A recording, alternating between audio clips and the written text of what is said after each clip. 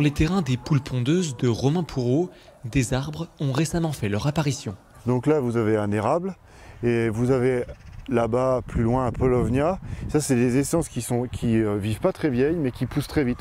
Ces essences vont permettre d'offrir de l'ombre à ces animaux et de participer à leur bien-être, mais la plantation d'arbres et de haies a aussi de nombreux avantages pour l'agriculteur. On plante des haies pour l'infiltration d'eau dans les sols, la protection des cultures au vent, l'ombrage si on met les animaux sur ces parcelles et la biodiversité avec toute une faune sauvage, surtout des oiseaux qui s'installeront à terme dans les haies. On fait quelque chose qui sera bon pour l'avenir, pour nos générations futures. Romain Pourreau a pu bénéficier du programme Un arbre, un habitant, financé par le département de l'Isère, en partenariat avec la Fédération des chasseurs et la Chambre d'agriculture, afin de bénéficier des vertus des haies sur ces cultures. Les racines vont faire qu'il y aura une infiltration plus importante et moins de ruissellement.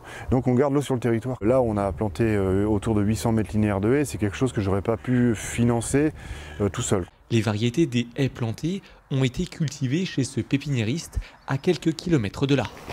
Il ne faut pas obligatoirement miser sur des grands arbres pour toute la longueur de la haie. Il faut aussi des arbres bas, des arbustes pour de la microfaune. Donc voilà, il y a toute une diversité à avoir dans une haie. Depuis 3 ans, la Fédération des chasseurs de l'Isère collabore avec l'entreprise en récoltant des graines que le pépiniériste va faire germer et grandir. Là, les lots que les chasseurs nous donnent, ils nous les donnent au mois de novembre. On leur restitue le octobre-novembre de la saison d'après. En 2024, 13 000 plants vont être restitués. Là, il est suffisamment développé système aérien, système racinaire. Donc là, il va pouvoir être planté, il va pouvoir passer l'hiver, il va pouvoir refaire de nouvelles pousses au printemps. Et ça sera un plan qui sera totalement viable pour les années à venir. Mais en tout cas, avec les enjeux de biodiversité, réchauffement climatique, disparition des faunes sauvages, forcément l'enjeu est là.